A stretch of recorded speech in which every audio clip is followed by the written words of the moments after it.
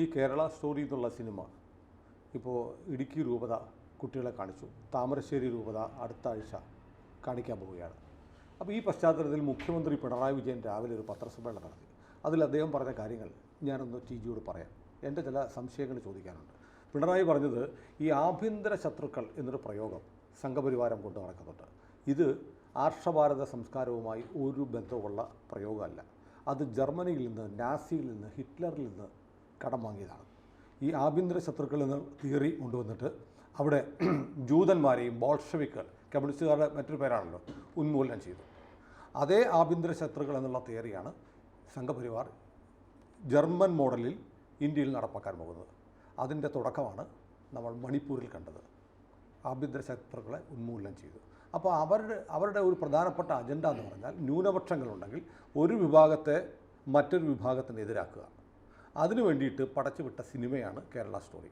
അപ്പോൾ ക്രിസ്ത്യൻ വിഭാഗത്തെ മുസ്ലിങ്ങൾക്കെതിരാക്കി ആദ്യം മുസ്ലിങ്ങളെ തീർക്കും, പിന്നെ ക്രിസ്ത്യാനിയെ തീർക്കും.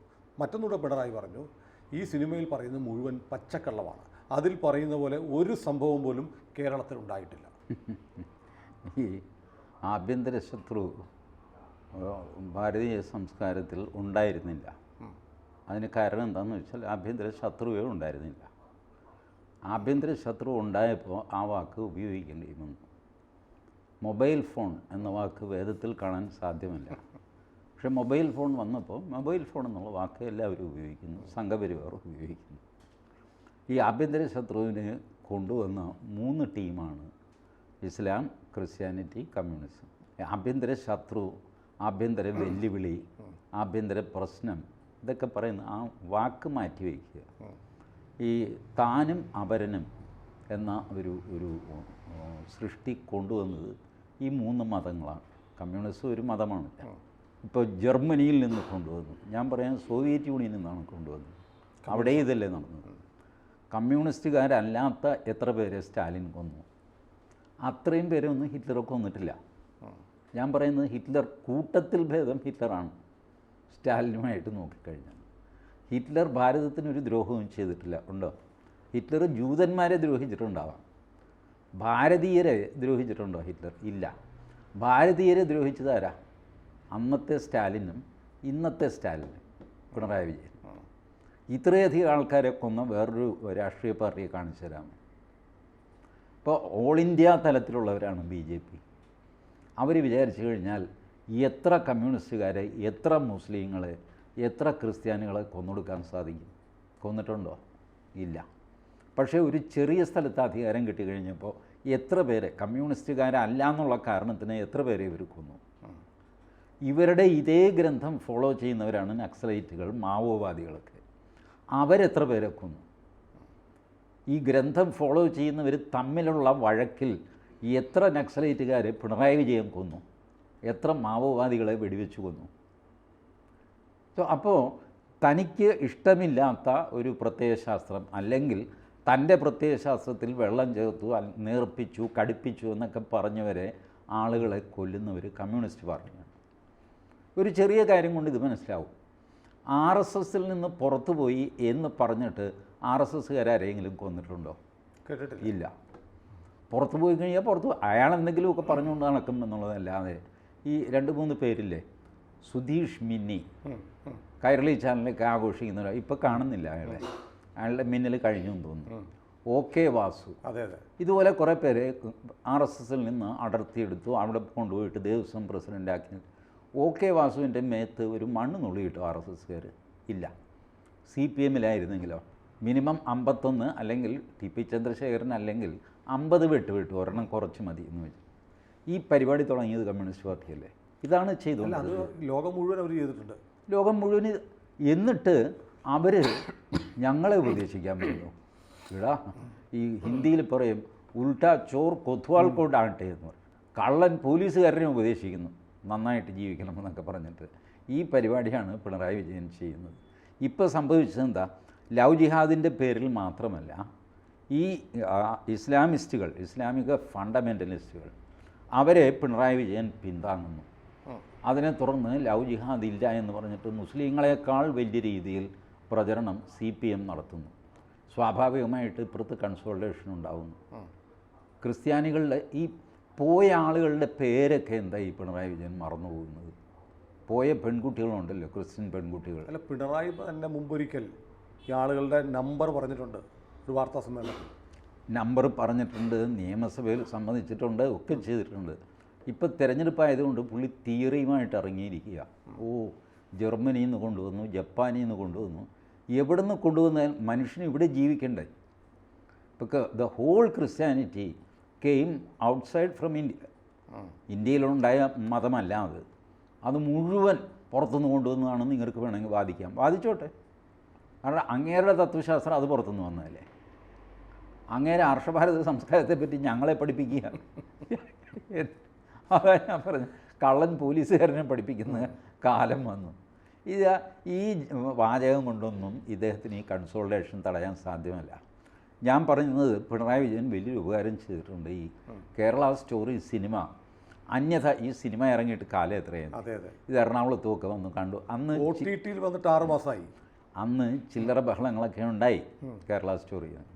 ആ ബഹളം കാരണമാണ് ഞാൻ ഈ സിനിമ കാണാൻ പോയത്, അല്ലെങ്കിൽ ഞാൻ സിനിമ കാണാനൊക്കെ പണ്ടേ നിർത്തിയതാണ്.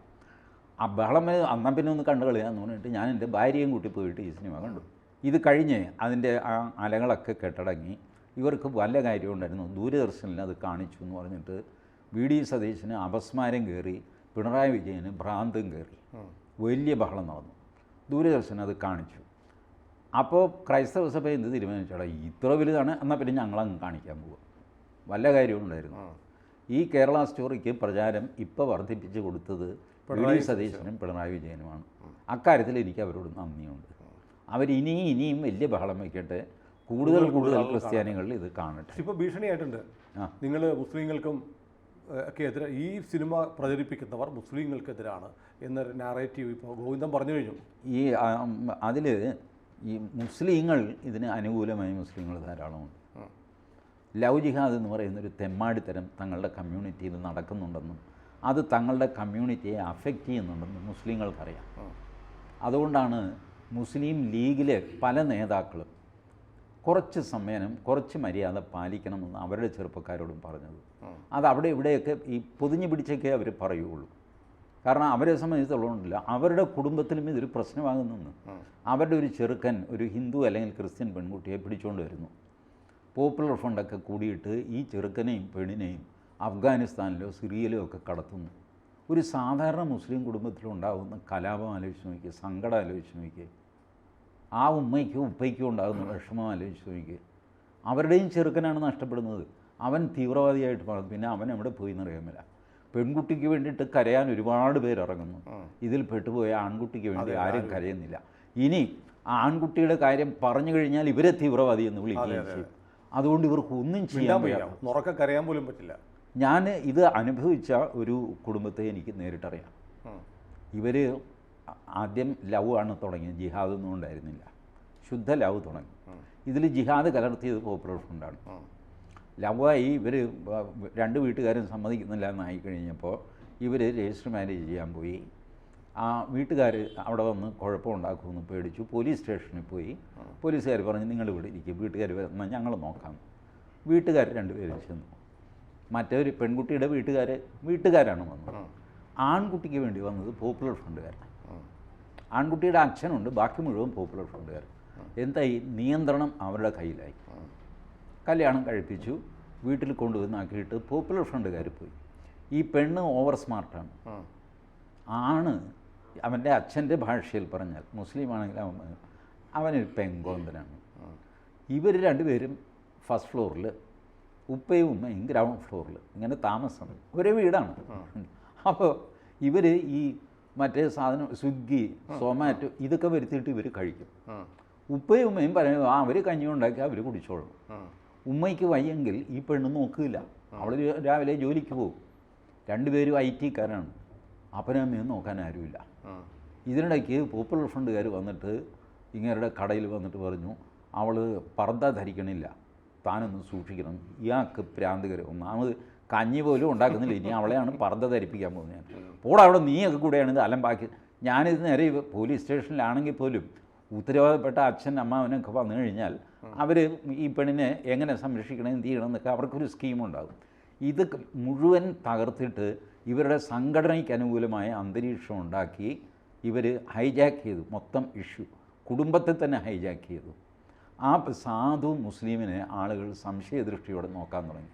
ഇതെല്ലാം ചെയ്തത് ഈ പോപ്പുലർ ഫ്രണ്ട് സഹായിക്കാൻ വന്നുകൊണ്ടാണ്. ഈ സഹായം വാങ്ങിച്ചു നിവൃത്തികേടാണ്. പോലീസ് സ്റ്റേഷനിൽ അവർ കയറി വന്നിരിക്കുന്നു, അവർ സംസാരിക്കുന്നു. ഇദ്ദേഹം നിസ്സഹായനായിപ്പോയി, ഒന്നും ചെയ്യാൻ പറ്റിയില്ല.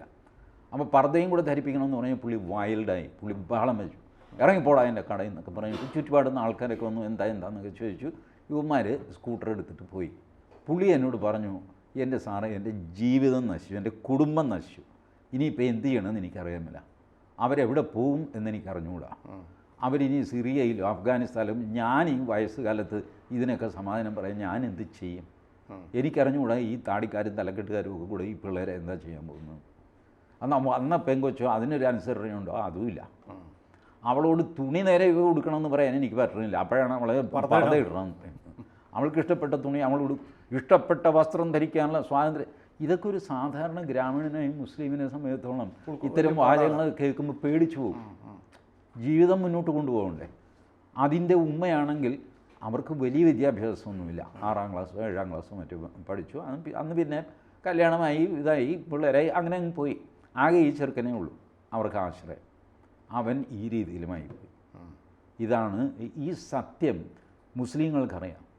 മുസ്ലിങ്ങളിലെ തറവാടിയായ മുസ്ലിങ്ങൾ ആത്മാർത്ഥമായിട്ട് മര്യാദയ്ക്ക് ജീവിച്ചു പോകുന്ന ആൾക്കാർ 5 നേരം നിസ്കരിക്കും, അതിക്കവിഞ്ഞ് ഈ മതം എന്ന് പറഞ്ഞിട്ട് ചാവാൻ പോവുക. പാലസ്തീൻ, സിറിയ, അത് ഇത് എന്ത് വേണം നമുക്ക്, നമ്മൾ കേരളത്തിൽ സന്തോഷമായിട്ട് ജീവിക്കുന്നില്ലേ? This is what they are thinking. ഇങ്ങനെയുള്ള ബഹുഭൂരിപക്ഷം മുസ്ലിങ്ങളും ഈ ലവ് ജിഹാദിനെതിരാണ്. ഇതുണ്ടെന്നും ഈ തെമ്മാടിത്തരം നിർത്തണമെന്നും ഇതുങ്ങളെ നിലയ്ക്ക് നിർത്തുന്നത് ആണായാലും പെണ്ണായാലും മര്യാദയ്ക്ക് ജീവിച്ചോളണം വീട്ടിൽ എന്ന് പറയുന്ന കാരണവന്മാർ ധാരാളമുണ്ട്. അവരുടെ ശബ്ദം ടി വിക്കാർ കേൾപ്പിക്കുകയില്ല. ടി വിക്കാർക്കെല്ലാം ഈ വിപ്ലവം ഉണ്ടാക്കുന്ന അലമ്പുണ്ടാക്കുന്ന കക്ഷികളെയല്ലേ ഈ വിളിക്കുന്നത്. അനാർക്കിസം ഉണ്ടാവുകയാണ്. ഇതുപോലെ സാംസ്കാരികമായ കാര്യങ്ങൾ ചർച്ച ചെയ്യാനായിട്ട് ഡോക്ടർ ഫസൽ ഗഫൂറിനെ വിളിക്കുന്നത് നിങ്ങൾ കണ്ടിട്ടുണ്ടോ? വിളിക്കില്ല. കാരണം ആ മനുഷ്യൻ ക്വാളിഫൈഡാണ്, സോഫിസ്റ്റിക്കേറ്റഡ് ആയിട്ട് സംസാരിക്കും, മറ്റ് പല രീതിയിൽ അദ്ദേഹത്തെ വിമർശിക്കാറൊക്കെ ഉണ്ട്. പക്ഷേ സാംസ്കാരികമായ ഒരു കാഴ്ചപ്പാടുള്ള മനുഷ്യനാണ് അവരുടെ കൂട്ടത്തിൽ. ആ ചർച്ചയിൽ അദ്ദേഹത്തെ അങ്ങ് ഒഴിവാക്കും. എന്നിട്ട് പോപ്പുലർ ഫ്രണ്ടുകാരനെ വിളിക്കും, തലക്കെട്ടും താടിയൊക്കെ ആയിട്ട് അവൻ വന്നിരുന്നു. അവൻ ഇസ്ലാമിന് വേണ്ടി സംസാരിക്കും. റേറ്റിംഗ് കൂടെ ലക്ഷ്യമാണ്. അവന് 15 പേര് തികച്ചില്ല അവൻ്റെ പുറകിൽ. അതേസമയം ഫസൽ ഗഫൂർ ഈ പറഞ്ഞ മുസ്ലിം എഡ്യൂക്കേഷൻ സൊസൈറ്റിയുടെ പ്രസിഡൻ്റാണ്, പ്രാക്ടീസിങ് ഡോക്ടറാണ്, ന്യൂറോളജിസ്റ്റാണ്, ആ സമുദായത്തിൽ നിലയും വിലയും ഉള്ള ആളാണ്. അദ്ദേഹത്തെ മാറ്റി നിർത്തിയിട്ട് ഈ സയ്യിദ് അബ്ദുറഹ്മാൻ പൂക്കോട്ടൂർ എന്നൊക്കെ പറഞ്ഞ് നമ്മൾ ഇന്നുവരെ കേൾക്കാത്ത ഒരു തലക്കെട്ടുകാരനെ കൊണ്ടുവന്നിട്ട് ഇവർ ചർച്ച നടത്തും. അവനാണ് മെയിൻ സ്ട്രീം മുസ്ലിം എന്ന് വരുത്തും. അവനല്ല മെയിൻ സ്ട്രീം മുസ്ലിം. അവൻ്റെ നിസ്സാര ആൾക്കാരെ അവൻ്റെ പിന്നാലെ ഉള്ളൂ. പക്ഷേ അവന് മാധ്യമങ്ങളിൽ ഹൈപ്പ് കൊടുത്ത് ആ പ്രസ്ഥാനത്തെ മുസ്ലിം ലീഗിനൊപ്പമോ MESനൊപ്പമോ സമസ്തയ്ക്കൊപ്പമോ കൊണ്ടുവരും ഇവർ. ഈ സമസ്തയുടെ ജിഫ്രി തങ്ങൾ എന്നൊക്കെ പറഞ്ഞു ഈ ആളെ 10 വർഷം മുമ്പ് ആരെങ്കിലും അറിയില്ല. ഈ പൊക്കിക്കൊണ്ട് വന്നതാരാ? ഈ സമസ്ത SKYF അങ്ങനെ കുറേ സംഘടനകളുണ്ടല്ലോ. ഇതെല്ലാം അവരുടെ ഉള്ളിലുള്ള ശക്തികളാണിതെല്ലാം. പക്ഷേ ഇവരെന്തോ മഹാന്മാരായ ആൾക്കാരാണെന്ന് പറയുന്നുണ്ട്. അവരെന്തെങ്കിലും നോൺസെൻസ് പറഞ്ഞാൽ അതെടുത്തിട്ട് മുഴിപ്പിച്ചിട്ട് വേണ്ടാത്ത സാമുദായിക കലഹം ഉണ്ടാക്കുന്ന നിർദ്ദേശം കൊടുക്കുന്ന സംഘടനകളായിട്ട് മാറി. ഈ മുഖ്യമന്ത്രി അവരെ വിളിക്കുമ്പോൾ അവർ വലുതാവില്ലേ? അതാണ് മുഖ്യമന്ത്രിയുടെ ടെക്നിക്ക്. മുഖ്യമന്ത്രി ചർച്ചയ്ക്ക് ക്ഷണിക്കുന്നു. ആരെ? സമസ്തയെ ക്ഷണിക്കുന്നു. പാണക്കാട് തങ്ങളെ ക്ഷണിക്കില്ല, കുഞ്ഞാലിക്കുട്ടിയെ ക്ഷണിക്കില്ല. അവരാണ് മെയിൻ സ്ട്രീം മുസ്ലിമിനെ റെപ്രസെൻ്റ് ചെയ്യുന്നവർ. അവരെ വിളിക്കില്ല. അതിന് പകരം സമസ്തയെ വിളിക്കും, SYSനെ വിളിക്കും, ഇതുവരെ പേര് കേൾക്കാത്തൊരു താടിയും തലപ്പാവുമുള്ള ഒരുത്തിനെ വിളിക്കും. എന്നിട്ട് മുഖ്യമന്ത്രിയോടൊപ്പം ഇരുന്ന് ചർച്ച ചെയ്യും. അയാൾ പറയുന്നത് മുഖ്യമന്ത്രി സമ്മതിക്കും. ചുരുക്കി പറഞ്ഞ് അയാൾ മുസ്ലിം നേതാവാകും. This is a political technique of making an alternate leadership, a challenge to the existing leadership. ഈ പണ്ട് ഭിന്ദ്രൻവാലയെ ഇന്ദിരാഗാന്ധി കാശ് കൊടുത്ത് വലുതാക്കി കൊണ്ടുവന്നതാണ്. പത്രത്തിൽ ഫോട്ടോ അത് ഇതൊക്കെ ചെയ്തിട്ട് അവസാനം ഭസ്മാസുരന് വരം കൊടുത്ത പോലെയായി. ശരിക്കും പറഞ്ഞാൽ അകാലികളെ നേരിടാനായിട്ട് ഭിന്ദ്രൻവാലയെ വളർത്തിക്കൊണ്ടുവന്നത് ഇന്ദിരാഗാന്ധി തന്നെയാണ്. വളർന്നു കഴിഞ്ഞപ്പോൾ അവൻ ഇന്ദിരാഗാന്ധിയെ വെല്ലുവിളിച്ചു. അവസാനം രാജ്യത്തിൻ്റെ പ്രധാനമന്ത്രിയെ നമുക്ക് ബലി കൊടുക്കേണ്ടി വന്നു ഇത്തരം ടെക്നിക്കിൽ. ഇതാണ് പിണറായി വിജയൻ ഇപ്പോൾ കളിക്കുന്ന കളി. ഇത് തീക്കൊള്ളി കൊണ്ടാണ് പിണറായി വിജയൻ തലചുറിയുന്നത്. വളരെ സൂക്ഷിക്കണം. അല്ല, പിണറായി ഇന്ന് പറഞ്ഞ അവസാനത്തെ വാചകം ഇതാണ്: ഈ സിനിമയ്ക്ക് വലിയ പ്രചാരണം കൊടുക്കുന്നവർക്ക് വേറെ ഉദ്ദേശ്യമുണ്ട്. വേറെ ഉദ്ദേശമുണ്ട്. ഇത് കൂടുതൽ പേരിൽ എത്തിക്കുക, ഇങ്ങനൊരു അപകടമുണ്ടെന്ന് കൂടുതൽ പേരെ അറിയിക്കുക, ആ ഉദ്ദേശം തന്നെയാണ്. അത് കുഴപ്പമാണെന്നാണ് പിണറായി പറയുന്നത്. ആ കുഴപ്പമാണെങ്കിൽ പിണറായി നിരോധിക്കട്ടെ, സ്റ്റേറ്റ് വൈസ് നിരോധിക്കുക ഒരു cinema. You can do that. ഉണ്ടോ? നാട്ടിലുണ്ടോ? പാടായിരിക്കും. കാണുന്നില്ലല്ലോ. പാടായിരിക്കും. അവിടെ ഒരു വാഴനാരെങ്കിലും അവിടെ ഫിറ്റ് ചെയ്യും. വാഴനാര് ഫ്ലെക്സിബിൾ ആയിരിക്കും, പക്ഷേ ഈ കശേരുക്കളെല്ലാം ചേർന്നിട്ട് ഇങ്ങനെ തെറിച്ചു പോകാതെ നോക്കിക്കോളും വാഴനാര് കെട്ടിക്കഴിഞ്ഞാൽ. ചുമ്മാ വാഴ പിടിക്കുന്നു. Pinarayi Vijayan he feels that he is at the top of the world merely because he is chief minister. പുല്ല് വിലയാണ്. ഏതായാലും കേരള സ്റ്റോറി കൂടുതൽ ആളുകൾ കാണുകയാണ്. ഇനി അതൊരു തുടർ പ്രക്രിയയായിട്ട് നടക്കുന്നു. ഞാനൊരു കാര്യം പറഞ്ഞിട്ട്, വെറുതെ ഇരുന്നതാണ് എൻ്റെ ഭാര്യ വീട്ടിൽ. ദൂരദർശനിൽ ഇത് കാണിക്കാൻ പോകുന്നു എന്ന് പറഞ്ഞപ്പോൾ അത് പറ്റില്ല എന്ന് പറഞ്ഞു. VD സതീശൻ, പിണറായി വിജയൻ വലിയ ബഹളം പുള്ളിക്കാരത്തി പറഞ്ഞു, എന്നാ ഇത് കണ്ടിട്ട് പാരും. ഞാൻ പറഞ്ഞു, ഞാൻ നിന്നെയും കൊണ്ടുപോയി കാണിച്ചതല്ലേ എന്ന്. അങ്ങനെയല്ല, അത് വാശിക്ക് ഞാൻ കാണും. ഇത് മലയാളം ദൂരദർശൻ വെച്ചപ്പോൾ സാധനമില്ല. എന്തു ചെയ്യും? 8 10 8 അവസാനം ഞാൻ പറഞ്ഞു 530 ഏഷ്യാനെറ്റ് കേബിൾ 530 അവിടെ ഇവിടെ ഒരു ദൂരദർശനമുണ്ട്. 530 വെച്ചു. ഇല്ല, 529 28 20 ഇങ്ങനെ പോയി 500 എത്തിക്കഴിയുമ്പോൾ ഉണ്ട്. അതേ കണ്ടു. എന്തൊരു സന്തോഷം, ആദ്യമായിട്ട് കാണുന്ന പോലെ. ഈ അന്തരീക്ഷം ഉണ്ടാക്കിയതാരാ? ഇവരാണ്. അതുകൊണ്ടാണ് ഞാൻ ഇവർക്ക് നന്ദി പറഞ്ഞത്. അല്ല, പിണറായി പറയുന്നതിൽ വേറെ തമാശയുണ്ട്. പിണറായി പറയുന്നത് കൂടുതൽ പ്രചരണം നൽകുന്നവർക്ക് വേറെ ഉദ്ദേശമുണ്ട്. ഏറ്റവും കൂടുതൽ പ്രചരണം നൽകുന്നത് പിണറായിയും സതീശനുമാണ്. അതെ, അവർക്കും ഉദ്ദേശമുണ്ട്. ഏതായാലും കേരള സ്റ്റോറി വീണ്ടും ആളുകൾ കാണുമെന്ന് തന്നെയാണ് എനിക്ക് തോന്നുന്നത്. പക്ഷേ ടെക്നിക്കലി അതിനൊരു പെർഫെക്ഷൻ, ഒരു അട്രാക്ഷൻ ഉണ്ട് ആ സിനിമയ്ക്ക് കേട്ടോ. രണ്ടാമത് ഞാനും കണ്ടു. ഈ ഭാര്യ ഇത് ബുദ്ധിമുട്ടി കണ്ടു. ഞാൻ ഇതുവരെ കണ്ടിട്ടില്ല. ഞാൻ ഇന്ന് കാണും. കാണേണ്ടതാണ്. കാണാത്ത പ്രേക്ഷകരും കാണട്ടെ, എന്നിട്ട് അവരും വിധി എഴുതട്ടെ. കൂടുതൽ വാർത്തകളും വിശേഷങ്ങളും നിങ്ങളിലേക്ക് എത്താൻ ABC മലയാളം സബ്സ്ക്രൈബ് ചെയ്യുക, ബെൽ ബട്ടണും അമർത്തുക.